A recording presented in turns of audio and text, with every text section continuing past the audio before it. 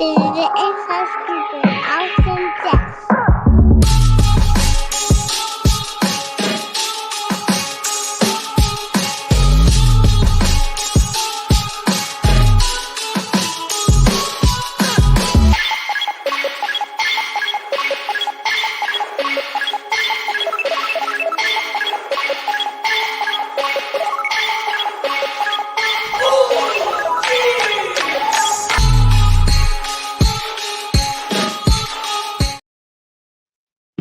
Welcome, everybody, to another episode of Inside Scoop with Alex and Jeff. I am Alex Dingman. I'm Jeff Doss. What's up, guys? Man, this is going to be a fun episode. Inside Scoop coming to you right after just a great Mother's Day weekend. Lots of great regional tournaments, lots of awesome topics to cover, even from last week. So if you guys didn't check out our episode that featured Mike Conroy, go check it out. I just released on my Instagram a short clip from that as well. So go check out that show in your free time as we talk about the best eras in martial arts. Today, our focus is going to go around a bunch of different stuff. We're going to talk about the Infinity Nationals that you were at. We're going to talk about traditional versus creative. We both have different views on this. And so this is going to be fun, and we want to hear your views as well, guys.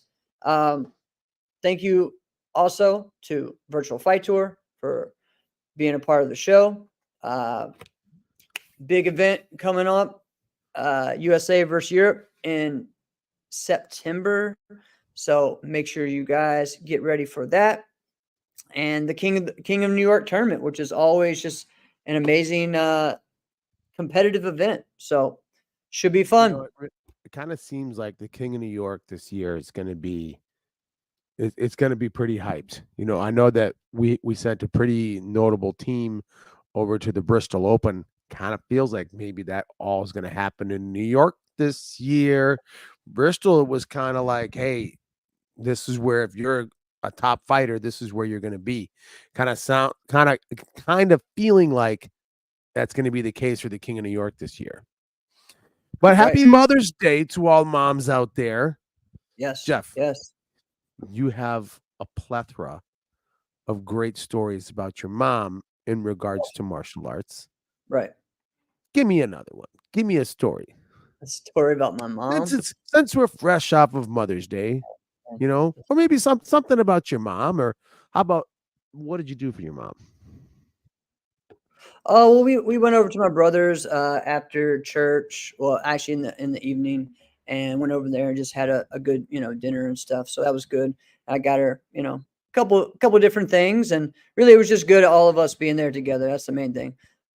She's my mom's had several different surgeries lately, so just been trying to get her healthy with that, with her knee replacement and another Achilles surgery coming up soon. So lots going on with that. So yeah, this will be like number 3, I think, on the Achilles surgery. So trying to help her get going with that, and everybody just continuing to keep her in your prayers.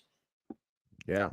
But yeah, overall, man, I mean, I've shared a lot of things about what she's done as far as stepping up and being there for myself and also for other people too. A lot of people, when we had Conroy on the show, or we had Jason on the show, they talked about her being like the best. Everybody talks about your mom. One of the best managers in sport karate, for a team. And, in 96, I got on Team Elite.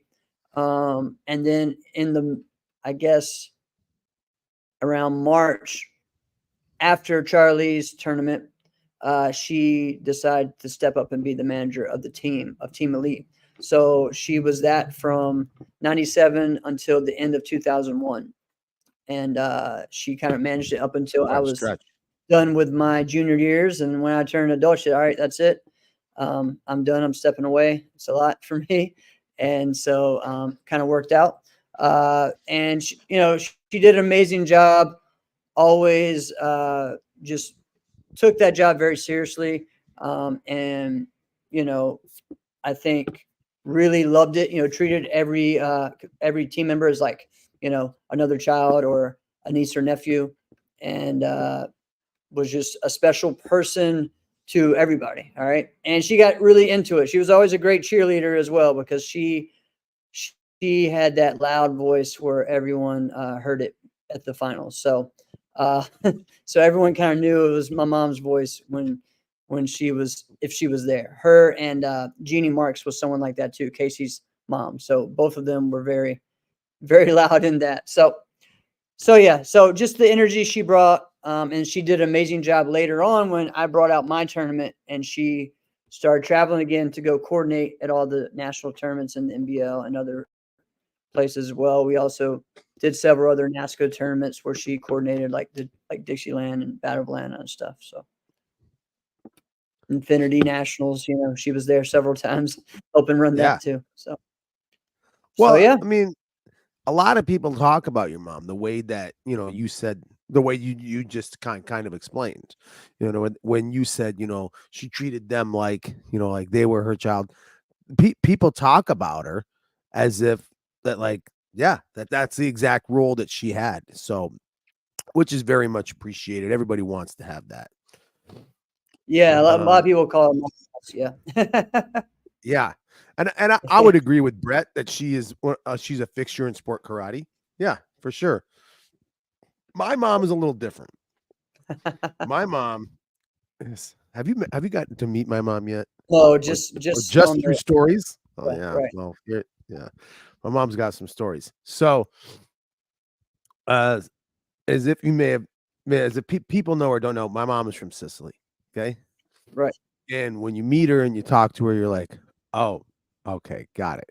But we're not from an area in the States where there's a lot of Italians. There just isn't. Like here in the Chicagoland area, like everyone's Italian, right? Everyone's Italian or Polish. That's just the way it is. Okay.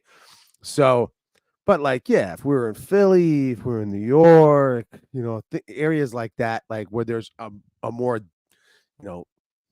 densely populated Italian culture, it could be a little different, but in Minnesota, that's not it. So, when I first started training in martial arts, and she saw how much money we were putting in, because as we all know, Right. it's significant, right? It's nothing to turn your nose up at, and the amount of time it was taken, she didn't understand.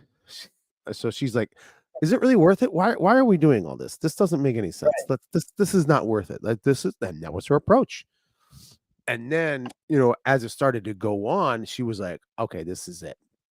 And I remember, and we all had this, when you're a young teenager and you want to go to this local tournament, you want to go to that one. Like all you're doing is you're circling on the calendar as a teenager, all of them. Right. And so every few weeks, I am at a tournament, and I'm like, what are you? You're 14, you're 15. You can't drive, right? 15 years old.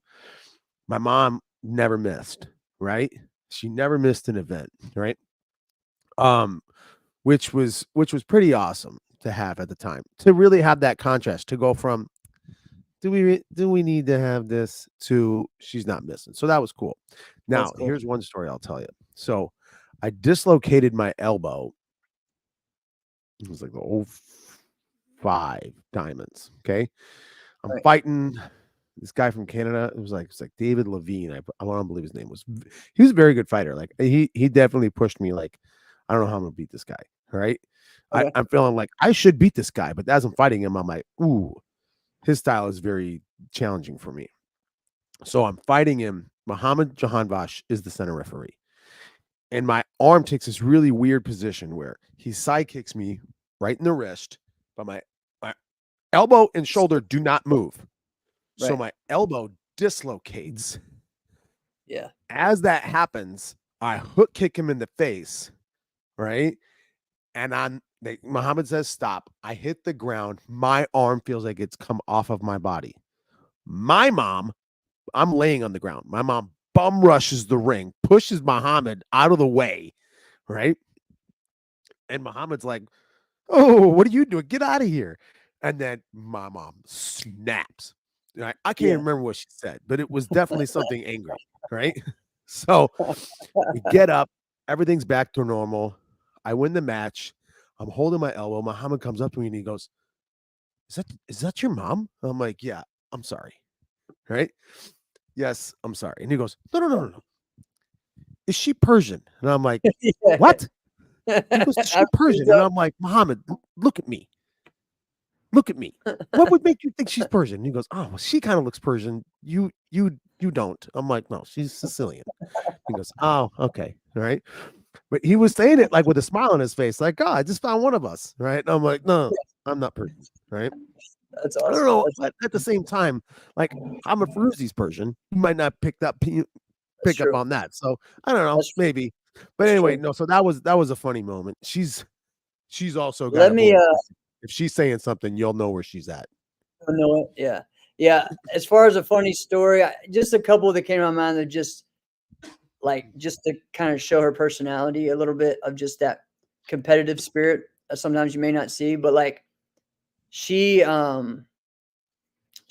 someone that a lot of times was my coach because I didn't have a school at certain times, and so she kind of knew everything, and it was very annoying because she was that one that picked up on everything. And so, like I've shared before, like my dad's the first one to like be like, oh, he's the best, you should have won everything, this that, and my mom's the one like, oh, that sucked, oh, that's sorry, she wouldn't say suck, sorry, that stinks, all right, she would say that was not your best, you could have done better at this, you couldn't, oh, I think you need to start doing this, why don't you add this in there, That's and not bad, because though. she's around all the time, and so it's a good balance to have.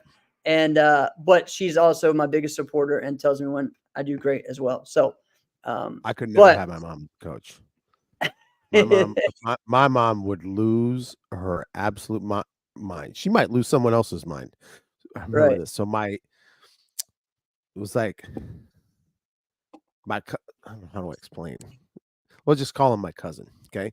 He's one of the better basketball players in the state of Minnesota at the time. All right. His name's Santino Clay. Okay. I mean, this kid, he's something. All right. I think in his, state championship game, I think he scored 35 points. Right. Kid's good. Right. All right. And we're watching the game. We're at Target Center watching, and he's playing point guard. So he's at the top of the key, and there's no shot clock in high school. So his opponent is just there dribbling the ball, and my mom just yells out, just take it from him. Just take it from him. Like, oh, okay. Yeah, that's what we're going to do. Just take it from him because that's a viable option. But what are you talking about? These are D1 athletes. Like, just take it from him. What are you? But she just couldn't take. The suspense was so much for her that she's so animated that she couldn't have that. Imagine that in sport karate. Not going to happen. Love you, Mom. Not going to happen. Yeah. So one of the things that happened several times was because she was like coaching and helping, and she would kind of tell people, other people, like when we were just training in between classes, like, oh, well, you just need to do this when you do a cartwheel, or you need to do this when you're not doing this, and she was good at observing and giving tips. All right, well, you need to do this with a split, and then so a young kid would be like, you don't even know how to do it. You can't even do it. And she'd be like, oh yeah? Okay. And then so like several times when she was not ever practicing or even training or not probably in the best shape to do that, she would do a cartwheel on people several times, or be like, do a split out of nowhere with no training, no nothing. Oh yeah, I'll show you. And to prove it, to prove it to these kids or teenagers. Yeah. And she did it several times. She was not feeling well for a week, but that was how Mama Doss was. She'd be like, oh yeah, I got you. Cool. The other thing is, she probably should have been a race car driver. I'm just gonna say that. All right. Yeah. She's race car driver. Yeah, dude, she drives wild already, still to this day. But anytime we would go like go-karting or go to the big like dune buggies, right? Like she would just be killing everybody. Like that's what she loves to do. Speed. She likes the speed. So yeah. Okay. So yeah, that's about her mom. Yeah. So all right. So let's get into Love You Mom. And happy Mother's Day to all the mothers out there. That was Yeah, my yesterday, mom but just chimed in the chats. What's happening, let's Mom? keep the love going. All right, let's talk about it, man. You were there. Infinity Nationals highlights. It looked like another great event for Jeff Orlowski and Mike Welch. Dude, that ballroom's packed. It looked packed, Packed. man. It was awesome. What were some of the what were some of the cool things as far as from a organization wise? The setup, the finals looked like one of its best as far as the setup. Yeah. The energy was wild and crazy. So Listen, with all of like the announcements and the intermission and everything that they do, Jeff Orlowski and Mike Welch kept that finals to 2 hours and 10 minutes. Yep. That is cool. It is. Which, you know what? Like, that's about the maximum. You can really keep people there. Okay. And every tournament is a little bit long. Every tournament finals is longer, right? Yeah. And everybody wants to add this. Like, we should add junior fighting to the finals. Well, you have to take something out. Right. You can't just have everything in the finals because then nothing is the final. Right. It's like what we've talked about before. When you have all of these grand championships, your championship is not very grand, right? If you add all of these things into the finals, what's the actual final? There isn't, right? Nothing's final, right? So anyway, one of the things that was really cool, it really doesn't cost that much money. What they did is they had, the doors were going to do a grand opening. Everyone was going to come in. They had a couple kids at the front handing out glow sticks, the foam battery powered glow sticks that I use all the time for weddings. Right? Boom, here you go. Boom, here you go. Boom, here you go. And they're just handing them out. Kids are loving it. People are loving it. And it just makes a great time. And I'm like, yeah, don't even charge them for it. It's going to cost you a couple $100. Boom, here you go. Great time. Right? It's huge. Classy move. Yeah. They did a lot of great things. Go ahead. What was that?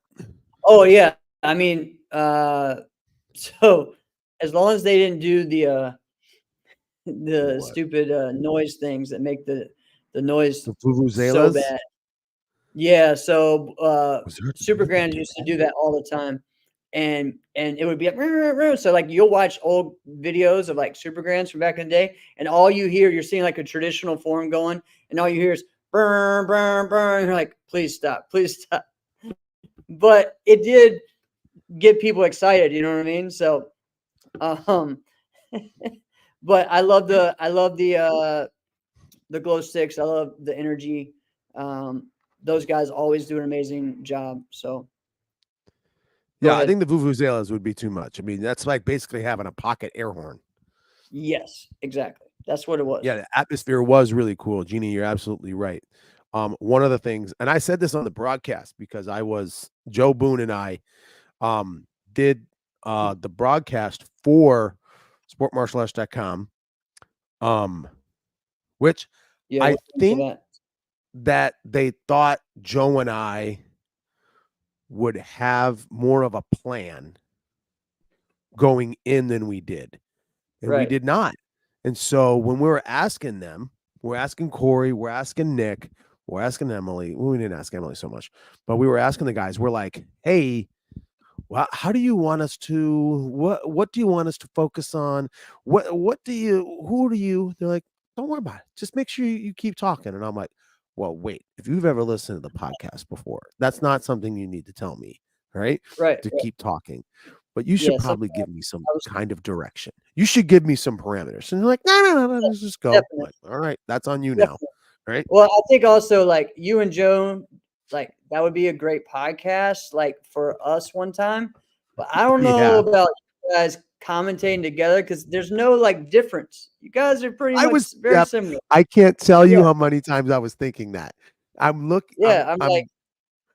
listening to us talk, and I'm like, there's no balance. Right. Exactly. I think that's what it was. And we're both, there's usually a play-by-play and a color guy and a color commentator. You can't have two color commentators the whole show. which that's exactly what it was. And we just ran with it, you know? So while we're on it, it sounded not really like you guys were commentating. Look, it sounded like a podcast. You know what I mean? So I think that Well, was that's the what it difference. was. And I think I'm gonna be honest. I got texts, I got phone calls. Did you really? Did you hear about what Alex did and what he said? Dude, man, he never agreed with the judges, this and that. He always There complained. was I'm a like, couple I didn't agree with. okay. And I'm like, all right. And I'm like, so I think it's more of what people are used to in our sport for commentating. And it hasn't really been people sharing their opinion.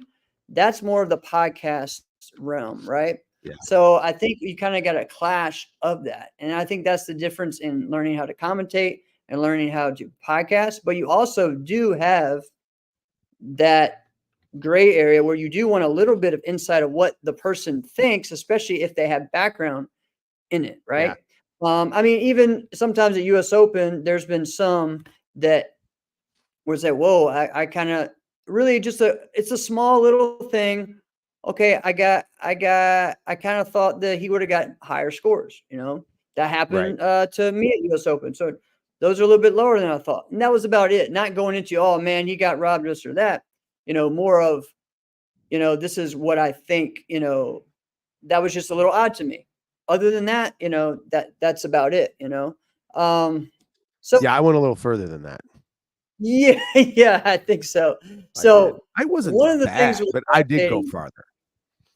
right. Sometimes you went a little too far at some points, but I think again, maybe some guidance, or if you had someone to balance you out. Honestly, even though like I'm used to this podcast realm, if you and I were doing that together, it probably, because we kind of do that for each other anyway, balance each other out. Yeah, So I would agree. You know, or if they would have, had someone else up there as far as to weigh that balance, that would have been. I don't know, very, Jonathan. Did you watch Jonathan? Did I go too far? He's in the chats right now. Do you think I went too far? I didn't think it was too far. I definitely went further That's than too other far. people have gone. And here was probably the biggest one that I think Okay, no. if people had a problem with is that who was it? Oh, it was a youth weapons grand championship. And I thought Beckett Barnard was the best. No, that was youth forms. Oh no, it was weapons. It was weapons. Oh, okay. I didn't see that one. I saw the forms one. Yeah. Okay. So both Joe, when they were about to get their scores, and we kind of looked at each other and said, "Hey, what's your predictions?" And we both just said, like, "Yeah, it's Beckett Barnard. He's the winner." And not only did he not win, he got 2 9.95s. Mhm. So here was, and I can remember it word for word. Joe says, "Well, maybe the judges saw something we didn't." And I went, No. You and I both have two sets. We have a pair of eyes. Oh, They my got it gosh. wrong. Beckett was the best. Wow. And then I started cracking jokes, and I was like, what if Presley wins? Yeah. What if his little sister wins? Right. Well, so But it was fun. It was fun time. sure it was weapon, because I saw him doing OG, so he was up there twice. Yeah. Okay, all right. I didn't know which one, but I know that you had picked him to win on that other one too, on the forms one too. So. Yep. All right.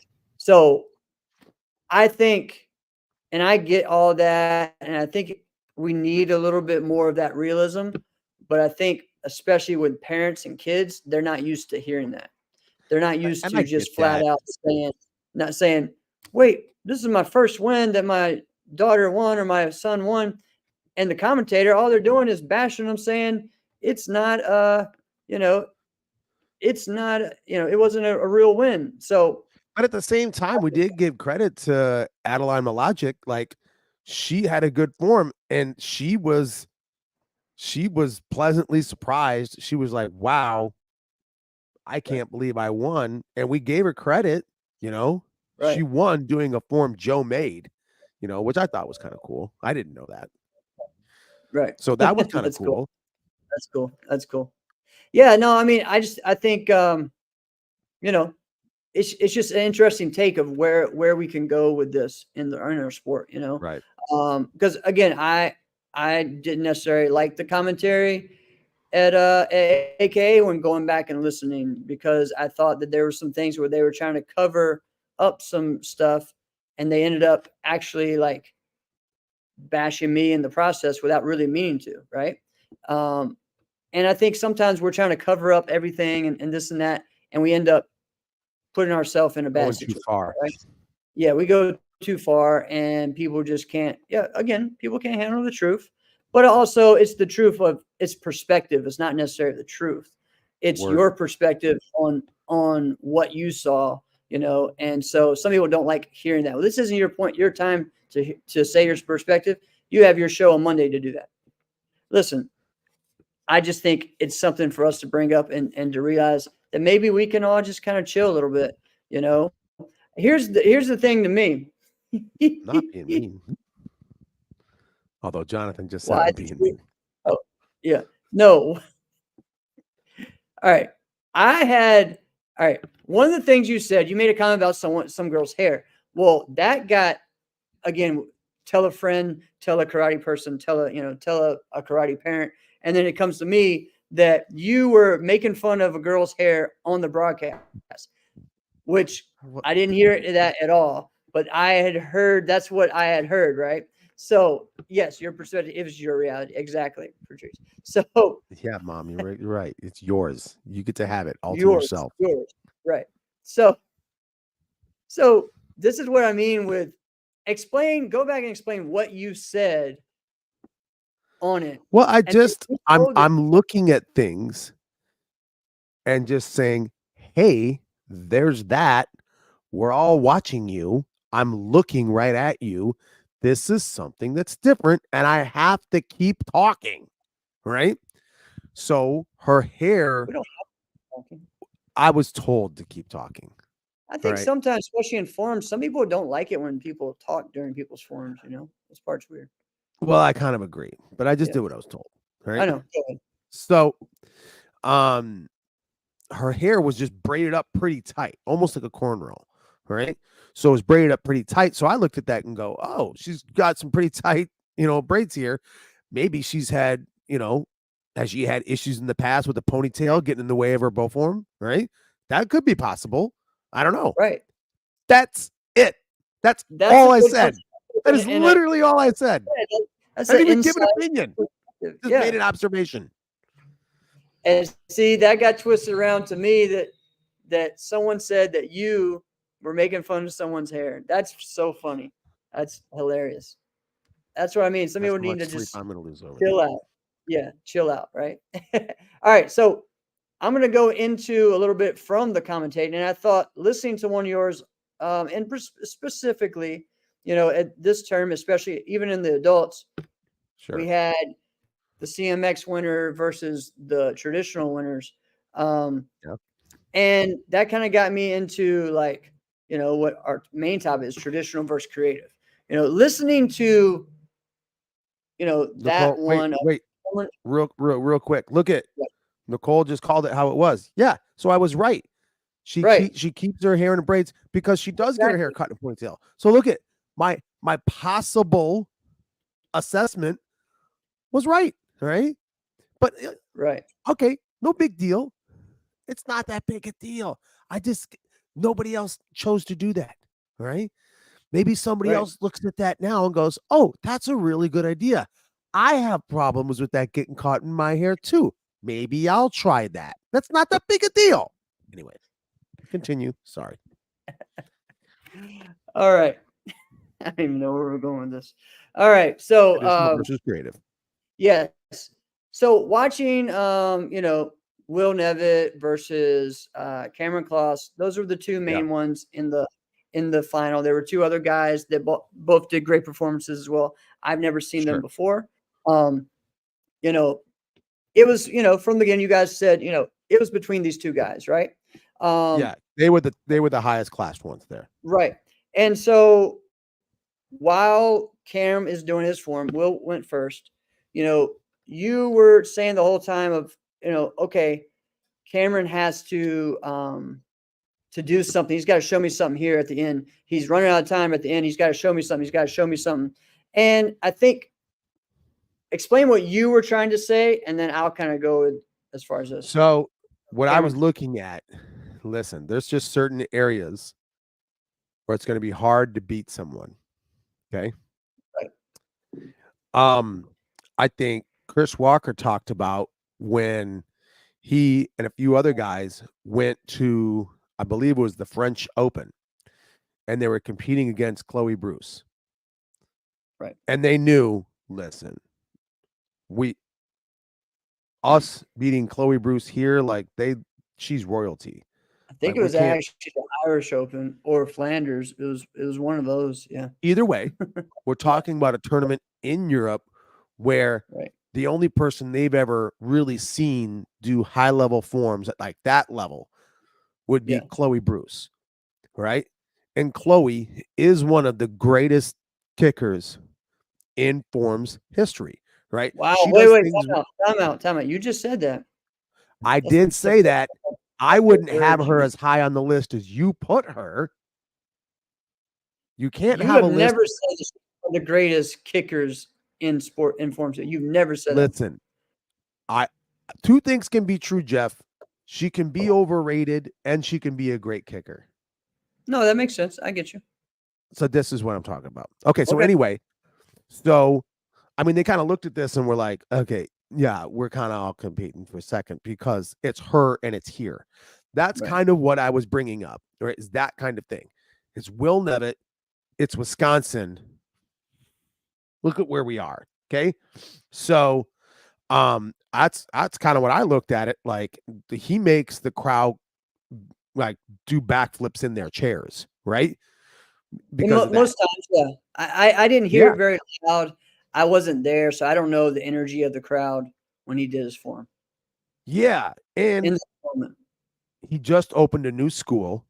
So I would imagine all of his previous students from his other school would be there cheering him on. All of his new students from his new school that he just opened would be there cheering him on. Plus all of the people that are just used to rooting for him. They're all there cheering him on. Like this is a bigger deal. Now, that's why I looked at it like, man, in this environment, this is going to be hard to beat. That's what I'm saying. But once you saw his form and once you were seeing Cam's, I think that mindset probably should have shifted, right? So what I was taking is during Cam's form, you at the end, you're like, oh, he's got to bring something. He's got to bring something. Almost as in like you were watching someone do a creative traditional form and they were going to have to add some special move at the end to get that, that over. And that was the way it sounded like to me. And I'm sitting there like, wait a minute, dude, like there's nothing he's going to change except he's just going to stay consistent and stay strong the whole time. That's what his focus is to stay strong. Like what you did say that you thought Will's energy kind of tapered, right? Kind of went down a little bit. I did say that, and it did. Yeah, John, he did have the psychic at the end. So the form that he's doing, a little different. I think it focuses on his power and his increased speed that Cam has had. Do I think both of them did their best performance? No, but that doesn't really matter. You're not grading them on themselves. You're grading them versus each other. So I think it was just interesting. But I think a lot of times that's what happens when we have that traditional versus creative thing. You like it just because I think you want less grands. I think you just divide it traditional and open. And that's it. And it's the same amount of grands. To me, unfortunately, traditional weapons in NASCA isn't really traditional, but it should be just. And Joe talked about that too. All the traditionals versus each other, all the CMX versus each other. Yes, I know that, there are some CMX that don't do all the flips and stuff, but there's also a lot of the creative that don't do the flips either. So that kind of evens out. The other thing is right now there's a lot of guys doing bow. Like you look at like Esteban and those guys that are doing weapons that we traditionally wouldn't see with flips and tricks. And they are doing that now, right? So I think that it needs to get to that. The way, and again, I'll go back to when I was the last year I had my tournament, or maybe the last 2 years, I did this. And my idea was to create, you know, 3 things: a traditional grand, a creative grand, and a CMX grand. Which, not CMX, I'm sorry.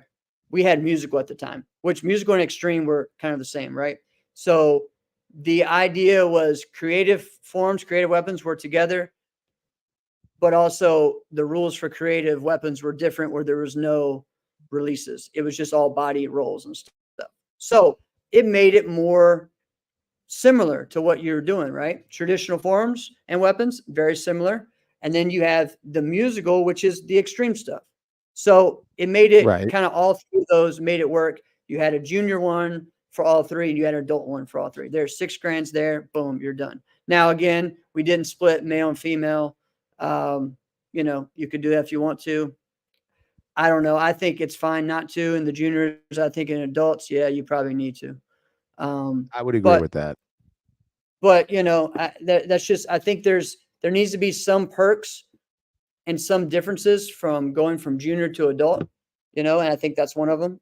But yes, I agree. I mean, it's always worked well. That's what was always really cool about the overall grands at Super Grands, was that it was all form, all creative. You had your contemporary grand, which was what it was called, and then you have your traditional grand. And for you to win those, like, you had to really do it. You had to bring it. You weren't against the best of the best, you know. So, but yeah, so that's just my opinion on that. As far as, there are some things though that I think, what are the things that you can compare those two, or when you see a traditional versus a creative, what are the things that you really, um, Look at I this love you, dude. Troy. You're late to the show, literally.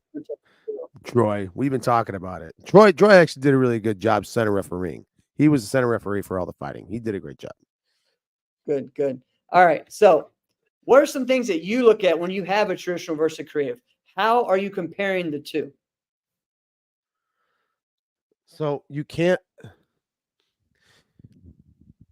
I don't like the excuse of difficulty. However, I also need to factor in difficulty.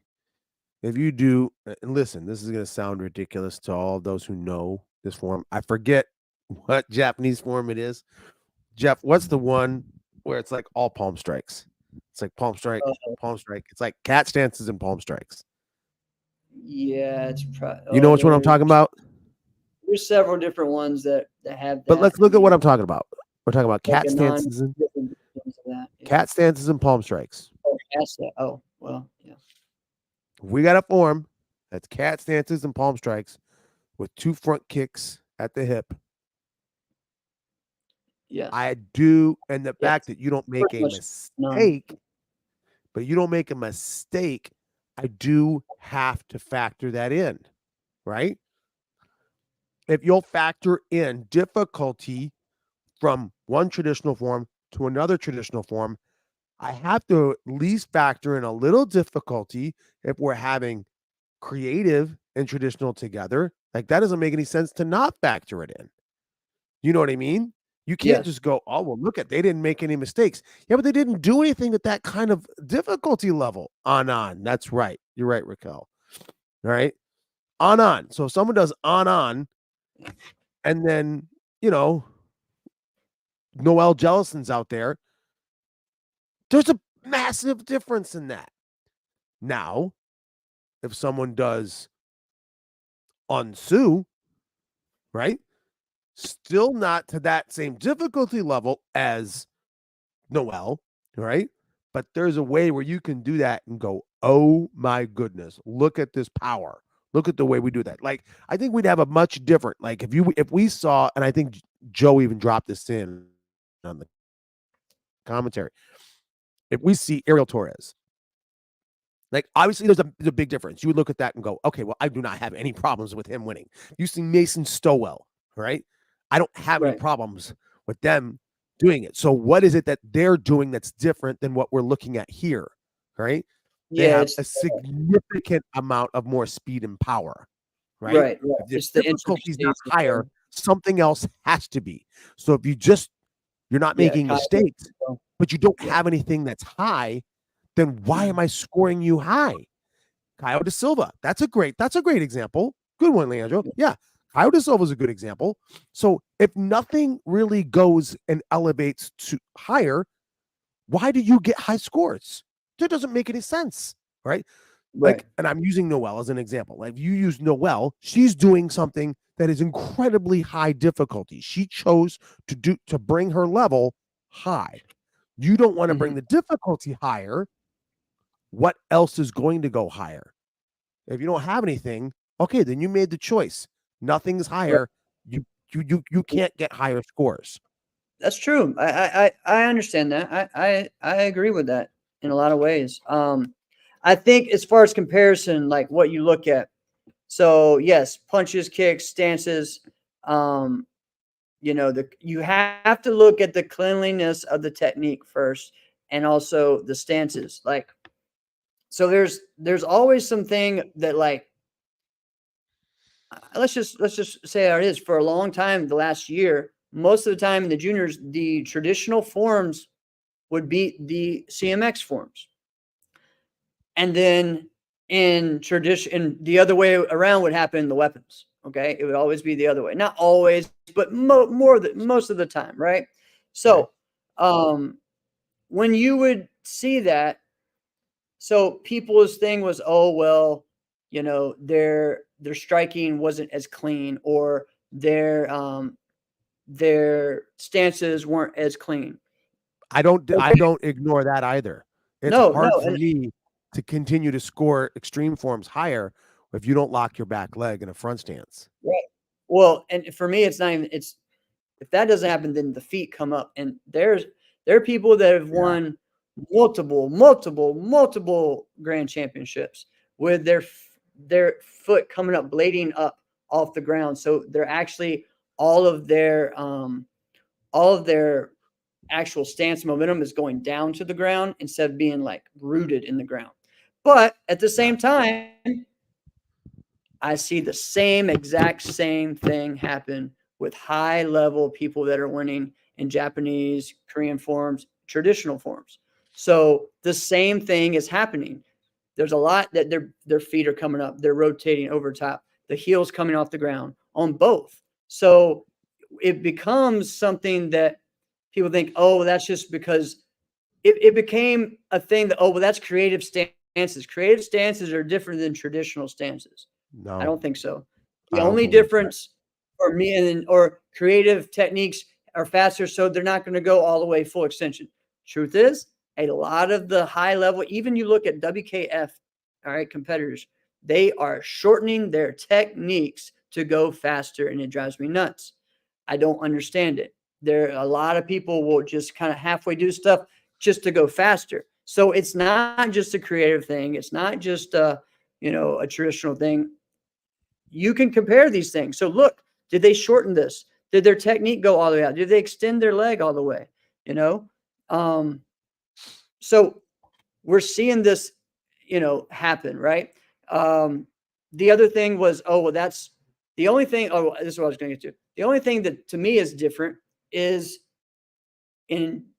especially in Japanese forms, you're punching more in the solar plexus most of the time. I know in Shotokan's that way. So it's down, and the line is still a good clean line towards that. In open, it's more you want what they say clean lines, so parallel. Here's Right a off the different. shoulder. This is what my joke is. It's like in traditional, it's breath. You're taking the breath away. In open, it's death. You're going to the throat. Okay. But that's just what I say. All right. Everything's a kill shot. I'm taking that throat out in creative or in CMX style. Okay. Actually in Taekwondo, a lot of the punches are actually to the head. Some are depending on your style. Some are in the solar plexus as well. But But yeah, so those are really the only differences. But still, the punch, the way the punch is thrown is still similar. It's not like locked. If it's overhyped like that, over hyperextended, that's still wrong, right? Yes, it would work in the streets. You're right, Jenny. So there's just what I'm saying. I hate that saying so much. Work in the Would it work in the street. street? Would it work in the streets? But again, I think that's a big issue overall is judges not looking at feet. I don't care how strong you are or how much noise you're making with your uniform or how fast you're going with your hands. If your feet aren't rooted in the ground the right way, there really isn't the power that you think you're having. Okay? Because other there's no thing structure. Is that I say this often. Two things can be true. Okay. I mean, let's take Ben Jones aside. But even Ben made some mistakes, like, because he's not a perfect person. Okay.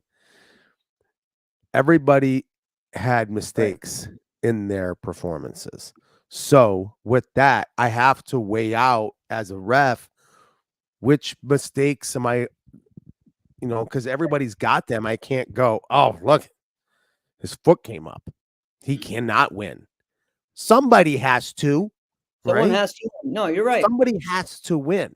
I have to give somebody a higher score. I can't just go, well, you all stink, so nobody's good. I'm not Manny Arguella. So Here's the thing that I would say. Look this at is- what's that going to really cause happens.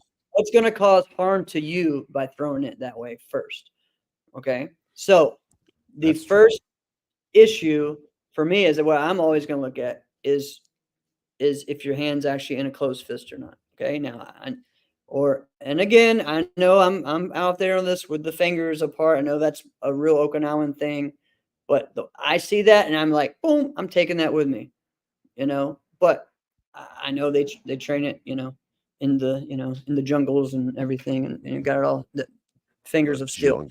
But anyways, so but that's those are things like that I'm looking at is if your thumb's out, if your hand is not in a closed fist, if your wrist is bent too much when you're punching, if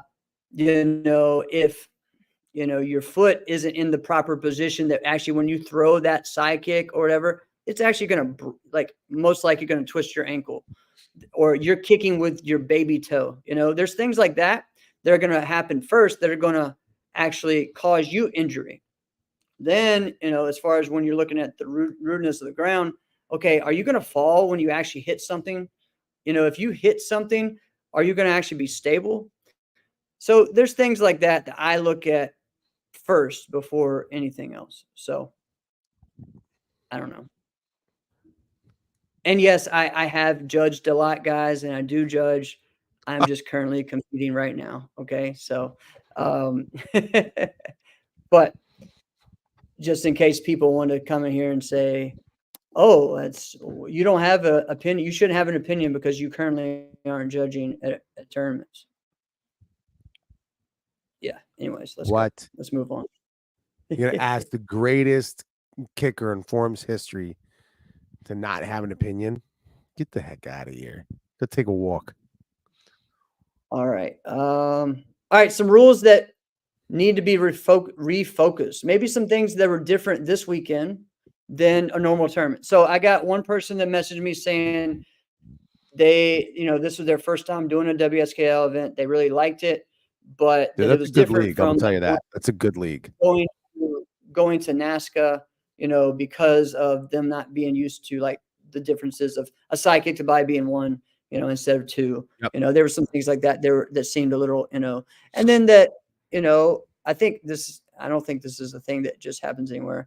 I think this is everywhere, that ring to ring is a little bit different. So that was something that someone had messaged me about. So I don't know. I know what the structure of that Mike and Jeff put out, and I know that's their goal is to make all the rings run smooth and consistently with the same rules. So, well, they're definitely becoming a lot more unified.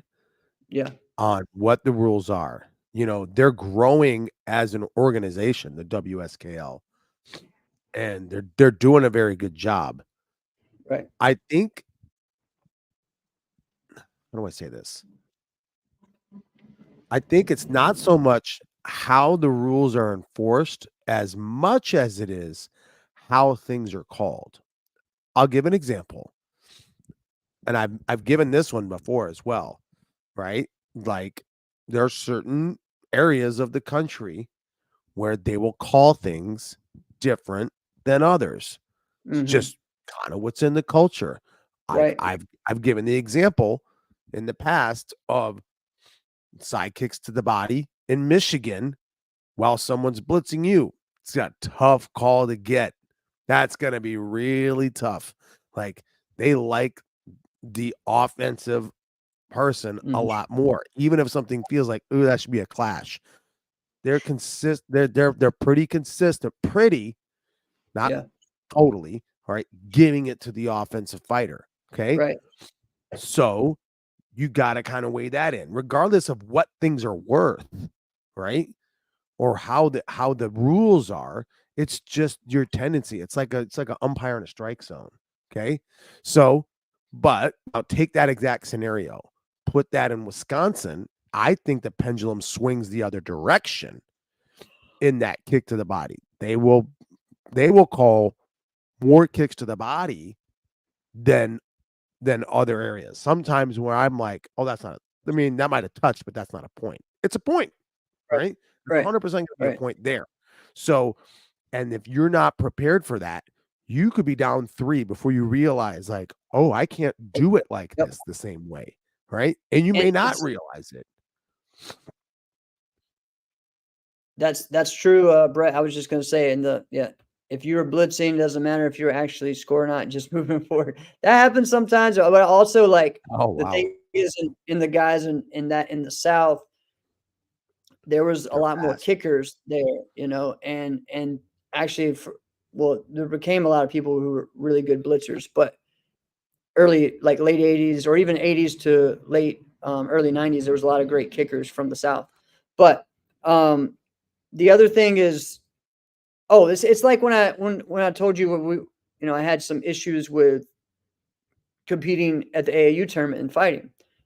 Just different culture. They're looking for different things. There's different things that they like, and you have to adjust to that, right? It's really crazy. Take the lead side if it's there. Yep. All right. You're right. All right. So some of the rules that this doesn't even have to do with this tournament, really, in a lot of ways. One of the rules that I think needs to be refocused in NASCA is the time limit rule. Okay, for forms. So I think it's really difficult to ask. So what it is because a lot of the traditional forms, a lot of the Japanese forms take a long time, and they're I guess in the rule book they put that when it's 15 seconds left, the scorekeeper must yell for 15 seconds. If they don't yell 15 seconds and the person goes over time, then they don't get penalized. If I'm not saying the right thing, someone Oh, it's like, wait a minute, they're still over. They broke the rules, so yeah. it should be you should know your own time, right? Like it's honestly the scorekeeper saying 15 seconds is a courtesy. It's a privilege. They don't have to. It's not a requirement. Yeah, it shouldn't be. But the problem is that they put that in the rule book that they will do that. What it Well, should be is, that hey, we're going to try to encourage all of them doing it. But the thing is, the scorekeeper, like, is there as someone that, like, they don't know that all the time. And yeah, it shouldn't be a requirement. It's a privilege. It's something that you could say, hey, this is something that because no matter what, you went over and you should get some type of penalty, right? Yeah, Doesn't have to there be needs to be some kind of personal responsibility. exactly, exactly. So that's a big issue. Well, think Um, about this. If a full contact fight, regardless of its, you know, direction or sanctioning body, they start the fight with ding of the bell. That round ends the same way with the ding of the bell. That's how you start. That's how you end. There is a like a wood clap. What is it? They take two pieces of wood and they clap them, right? Right. In the last 10 seconds, and you'll hear it. Like if you didn't know this, like they'll do that. They'll go clap, clap, clap. Right? You'll hear that. And now but that's a courtesy, right? Yeah. If that Right. person didn't do that and the bell dinged, would they go, "Oh, well, wait a minute, we need 10 more seconds"? No. Yeah. No. Bell ding. No. It's over. Exactly. That's it. Right. You don't Exactly. even get anything else. Right. But what's mind-boggling to me is that someone wouldn't know the time of their form. All right. I did a traditional form, Gay Beck. That's the only one I've really ever done that I didn't have to worry about the time. I'm like, okay, I don't have Right. to worry about going over. But even when I did like my open forms, extreme forms, I knew how long it was. I knew the exact time, right? Mhm. I knew there was a couple that were 48 seconds, and there was one that was 53, and there was one that was 58. Right? I knew the Right. exact time. I knew how much Right. time it took from when I started, right, to when I ended. That's how long it took, right? That's just part So of being professional, you know? how do you not know? How do you Right. not know? Right? I Right. would tell this to someone sometimes. Someone like, "Oh man, I need help. I need help being faster." All right. And I'm like, "All right, well, how fast are you?" Uh, what the heck? Well, what fat then you want to be Well, how about faster than what? right. Like, Right. how do we Right. have any kind of measuring stick? Right? Right. Let's say someone wanted to do their form faster. Not that that's just what you want. You want faster Right. techniques, right? But faster than what? If you don't Yeah. know how long your form takes, how do you what are we doing here? Right? And Interesting. now Yeah. Well, this here's has to the other somebody way. needs to help someone with this. Somebody needs to help like for the kids and the teenagers. If you weren't already doing this, okay, now you know. This is what you need to start doing. Okay. Right. So I again, I don't think that the DQ should happen on that either. I think there needs to be an actual point deduction for the certain amount of time that you're over. You know, if it's 1 to 5 seconds over, it's 0.03. If it's 5 to 10 seconds over, then it's this. Then it's another that every, but again, that was the way it was set up in the NBL. So you had a certain amount of time that it was done, right? If it was, 20, 30 seconds out, well, all right, you're definitely DQ'd. You're done. It doesn't really matter. But yeah, yes, and it does need to be followed, but the rule says DQ, so it needs to be followed. Yes. So all of that needs to be refocused. Sport Martial Arts put out, and this probably happened because of something that happened over the weekend. If a person drops their weapon, should they automatically be DQ'd, or should they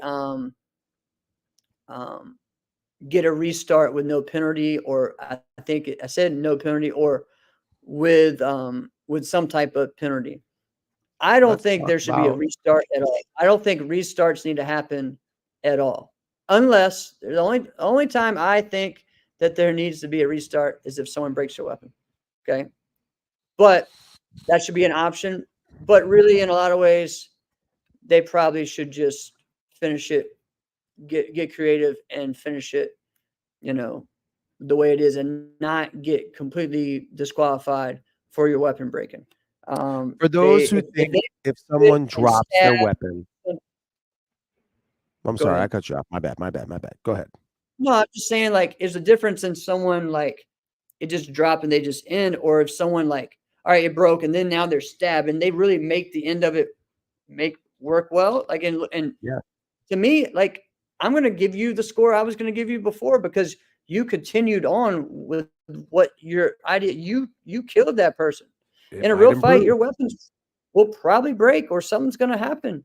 You may fall on your face.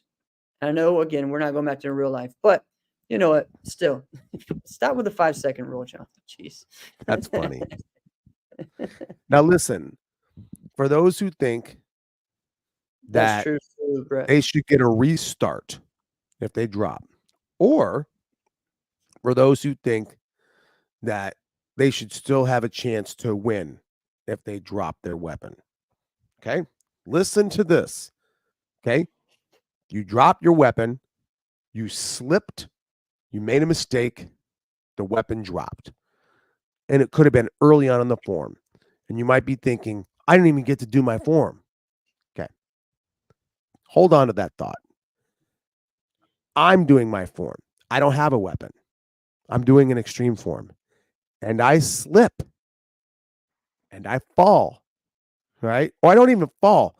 I slip and I stumble. I slip. You slipped. You going to let me restart? Do I get to restart? Do my form over with no penalty just because I didn't have a great execution? What kind of madness does that sound like? Who would ever let something like that happen? Oh, I just get to restart. Do over. Do That was the over. thing. That was a rule for a while. So I know it was, but how long did it make everything last? forever. Exactly. And that's the thing. That's one of those things where, like, oh, this sounds great on paper. And then when you see it executed, you go, oh, wait a minute. No, this is not working out well. Right. And you go, okay, we learned. We move on. So for those that didn't know about it, here it is. It's nutty. So let's say this. Let's say this happened. Okay. Tournament that just happened. All right. And Joe and I talked about it. All right, on the commentary. Right. Some of the kids at Infinity, they love themselves this tournament. So they'll go all out for this tournament. Let's say there's 5 kids in a division. Right. All 5 drop. Yep. What are you going to do now? It's not fair. It really isn't. If one of them, okay, we got to give first place to one of them. So now one of them goes to the Grand Championship and wins. But this guy in that division, he didn't drop. He goes to the Grand Championship. He has a killer form. He made no mistakes like that. But you did. And you got to continue on because of a technicality. Right? Nobody thinks about it like that because nobody's done it. And it never happens until all of a sudden it's happened. So there needs to be these things in place where it's like, okay, because everybody says like, okay, it's not a disqualification, but we're going to drop you 0.5. And then they can't win because somebody's going to win. What if everyone drops? Now someone has to go on, right? Yeah, this is kind of like what we talked about. Judging what you saw. You saw the whole form. Pick it up. We saw the whole form, but we saw someone. But we can't. Are we really going to do that? Are we really going to let someone who dropped their bow or their comma or their sword? Are we going to let them go on? Like, you get to be the grand champion. You didn't even win your division. You dropped your weapon. How can we let this be a thing? Right, but I mean, I've seen everyone in their division slip in their form. Someone has to win. Someone has to win, right? So but there's a difference, though. There's a difference. It's not a difference. It's not a difference. Yes, there is. How is there a difference? Because they're not holding anything. They are the thing. Yeah. So if I slip and fall, again, the reason why this dropping weapon thing goes into play is because of the thing that you said that we shouldn't be saying in the beginning. So it'll work. Will that work in the streets? All right. This is the whole reason why. Okay. So if you're gonna say, well, in the streets, in a real fight, I'm probably gonna slip. I'm not gonna be perfect. I should, but I may slip and fall. So does that mean I'm done? Does that mean I'm dead? No. If I drop my weapon in a fight, am I done? No, I may either try to get it back up or I'm going to continue with something else, right? I'm going to continue. So the whole mindset of that to me doesn't. I think you just need, pick it up, continue. If you want to drop and stop your form where it was, okay, we're probably going to give you the lowest score. You pick it up, kept going, we will give you if for one drop, it'll be, I don't know, 0.05 or 0.06 deduction. There has to be a deduction there. So that way there's that. Then you judge it based on who was, if you have 8 people that drop, there's got to be someone who's the best of the droppers, right? Sometimes they pick it up, they keep dropping. Well, guess what? Every time you drop, it's a certain one. I mean, it just is what it is. Now, so what do we do then? What do we do, Jeff? I said what you do. If there's 8 people and all 8 drop. Well, right now, everyone is DQ'd. Exactly. So with the current rule, we're in a pickle. But with what I'm saying, you're not. You have a deduction that's there, and then now you judge it based on the whole entirety of the form. See, I can have my opinion swayed one way or the other. I'm capable of that. But I don't know, man. I feel funny about this one. I mean, what do you guys think? Insiders, what do you guys think? I see what great risk equals great GDB reward, is saying. He's saying great risk, great reward. I like that. I'm not tossing anything either if 7 people drop in front of me. I know that, Right, the 8th shouldn't. So, but again, it's still different. Like what Brett said earlier, it's different based on our scoring. If we were an actual scoring system, like the score actually mattered, then that would be one thing, right? And it may change some things, but we're not. We're a ranking sport right now. We're just ranking who the best was. There's no actual score. The score does not really matter. Okay. It's just a placeholder. So Jeff says they have a 0.05 deduction. They do have that in place, which is true. So there. That's great. But that's what I'm trying to say. So if you have X amount of people in a division and they all drop, all right, someone's going to be the best of those who dropped. I'm wondering from an opinion standpoint, should that person, I don't know, I could see it both ways. Are we really okay with this person being the grand champion? Possibly. Well, if this person takes all their high risk moves out, but then does a backflip, falls on their face, isn't that the exact same thing? Yeah, I'm just saying. or they slip and fall doing a front stance. All right, I don't know. They hit themselves in the head with the nunchuck. Why isn't that just as bad as a drop? Well, I don't know. So I guess that's one of the thing of the weapon, right? It's like where does everybody lie on this, right? Because I was in the disqualification days. Like you drop, you're disqualified. It's just the way it goes. Okay, so I don't know. We don't. This is a 2-episode question right here. Is what it really is. All right, so let's finish up.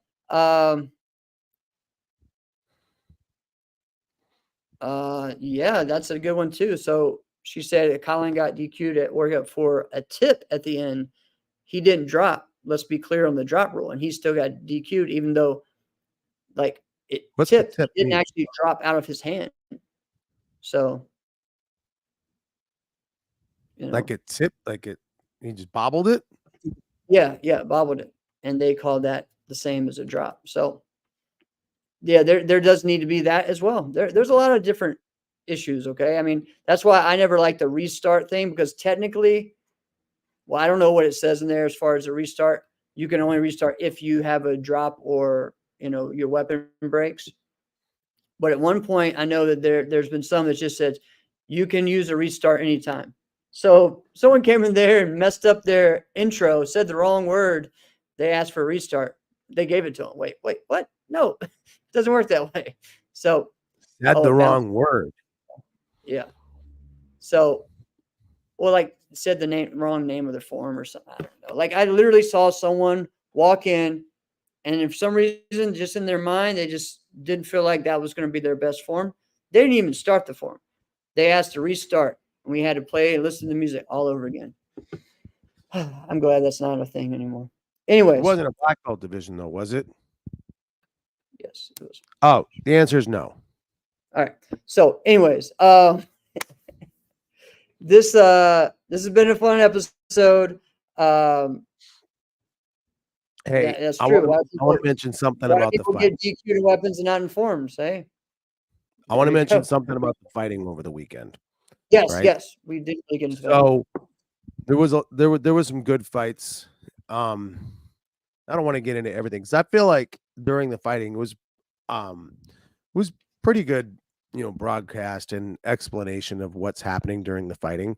So I want to bring this up because whether they were adults or kids, everyone was young because even the adults had a maximum age of like 19. Okay, so we're all young, so we're all still learning in this thing. Here's what I'll say, and there's two different things. Do you have a game plan? And I said this over and over. Do you have a game plan or are you just trying to score points? They're not the same thing. Okay. So the problem is you can not have a game plan at all. You could just be trying to score points and you can win. And then you can go, see, yeah, I figured it out. Like, well, someone has to win. It's like what we said before with forms, like someone's got to win. So if you watch it that way, if you are watching fighting, and rather than go through all the different things as to how you should watch fights and what you should look for and the spacing and the techniques and the angles, rather than do that, look at it for, can you tell what their game plan is? And if they keep doing the same thing over and over and you go, oh, they don't really have a game plan, do they? They don't. Okay. And now listen, and I also did call this out at one point, and I said, now I believe this person has a game plan. I just think it's a bad plan. Listen, I'm okay with that. Like if I go out there and I've had it before, or I've had a game plan and it's just a bad plan. Listen, Justin Ortiz, after I had a match, I'll never forget this. I was fighting Ross Levine because I fought Ross Levine before, right? And I'd had a couple of good matches with him. And after I was done with it, and he goes, dude, what were you doing? And I'm like, and I fully explained what I was doing. And I'm like, yeah, it was this, and I was trying for this, and it was that. And he goes, yeah, how well that work out? Like, well, that's great point. Yeah. Okay, never mind. All right. So, but a bad plan. All right, you got a bad plan. You go back and you change your plan, and now you can adjust that. Right. But not having a plan, it's bad for everybody. It's bad for everyone involved, especially those who got to watch it or judge it. Like, come on now. I can tell you don't even have anything going on. Figure have something. Sorry though. That's true. That's true. Before we wrap up, I have to say something about the Wisconsin Dells, okay? Because this place is a national treasure. It is Disney World in Wisconsin, okay? So without Magic Kingdom. So now listen to this. So we're at the Kalahari Resort, and that's not the only one. Like you can go to Wilderness, you can go to Great Wolf Lodge, and you can and yada da da and d. There's a 1.5 million places. All right. Oh, one of the greatest hotel experience I've ever had in my life was at a resort in the Wisconsin Dells, but that's for another time. So anyway, you go there and you go to it's the water park. It is, and it's amazing. And all they had right there for right now, it's just indoor. The outdoor's not even open, right? Not until after Memorial Day, right? Which is crazy because I got to think, John Orlowski and Mike Welch, they should do this thing June 1st. That's when they should do it. All right. And then the outside's open too. Could you imagine? So we go in. Yeah. Jeff, did you get a chance to do any of these water slides and these things?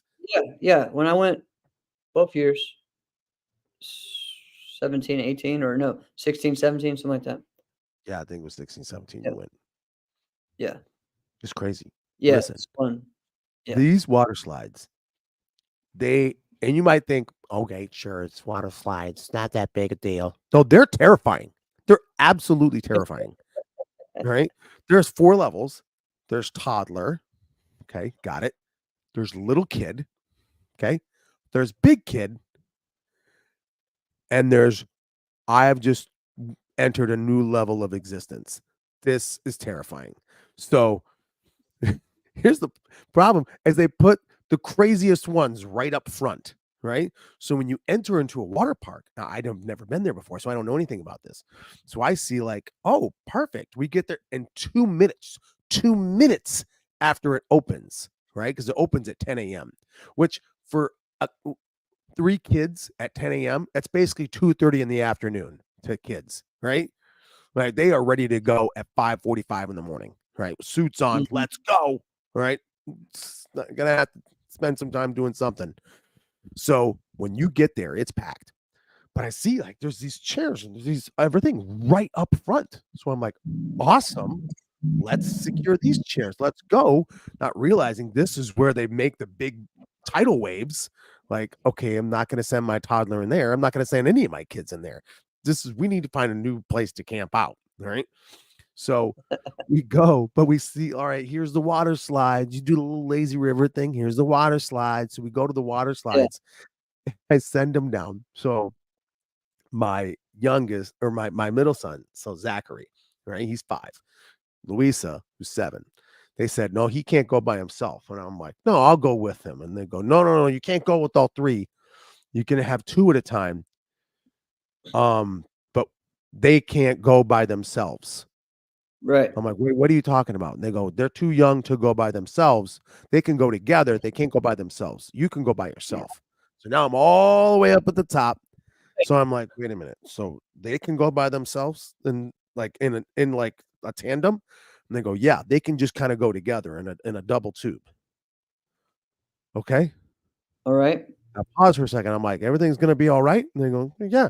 And I look around, there's kids their age, and I'm like, okay, I'm gonna go right after them. And he goes, yeah, everything's fine.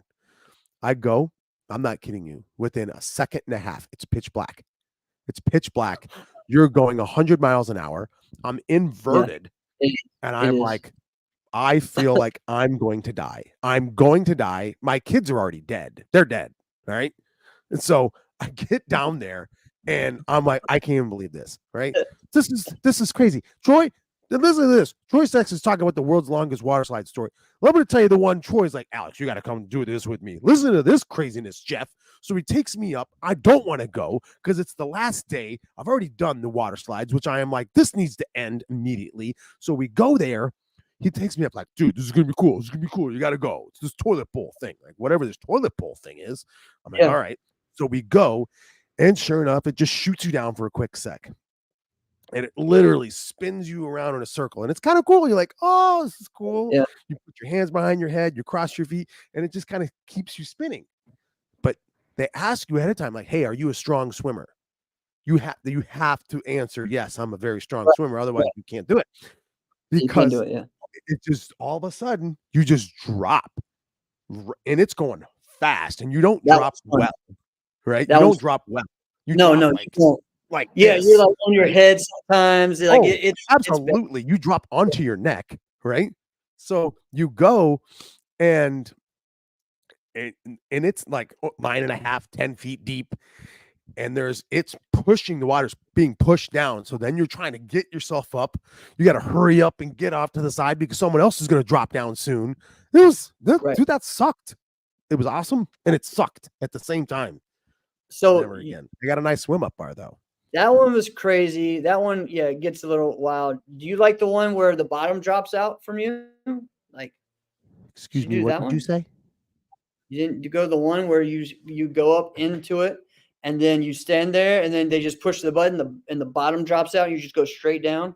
I have no ambition to ever do that in life. That one, I've done that twice. I did it back in the day in Orlando when there used to be the Wet n Wild. And then we did it there. There was one there. I did that a couple of times. The thing is, like, when you drop, you're actually like dropping. You're not even on the slide. Your body gravity just takes you in and you like hit that pretty hard. Then you slide up. Yeah, it's some people get really bad wedgies, and then they pull up and their shorts are falling off. It's insane, yeah. But that one's a crazy one. That's probably my favorite, but it's also my scariest one too, because it's wild. But the toilet blower one, yeah, that's kind of nuts too. I don't got a like nice little swim up bar with some nice margaritas, man. Yeah. They got that. Yeah, They it's got all a the fun rum in there. time. So check them out. Infinity Nationals, great event. Also, I know that Destin Open was this past weekend as well. So if anyone, which another great destination, Destin, Florida is beautiful. Actually So, tropical. so comment below if you guys know who won, and looked like another great event that ProMac and Holly Holm put on. So, all right, man.